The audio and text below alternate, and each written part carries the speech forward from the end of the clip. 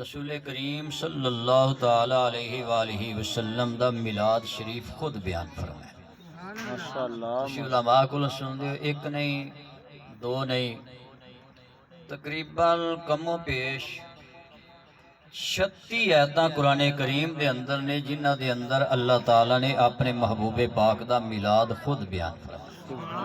میلاد دا مطلب کی ہوندہ ہے حضور دی تشریف آوری دا ذکر کرنا اور حضور دی صفات دا ذکر کرنا۔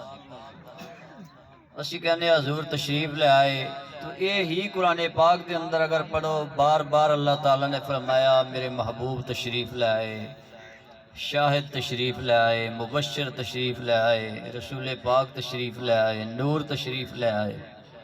تو اللہ تعالیٰ نے قرآن کریم دے اندر بار بار حضور علیہ السلام دی تشریف آوری دا ذکر فرمایا۔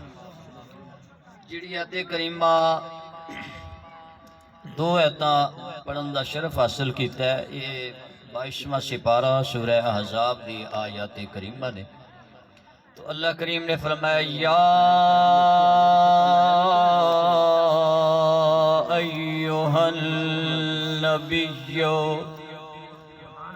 اے غیب دیاں خبراں دین والے محبوب صلی اللہ علیہ وآلہ وسلم، اے پہلا تے یا علماء کو تسی سن دے آج کل تے یا تے بھی بڑا رول ہے۔ لو جی یا کیوں کہندی؟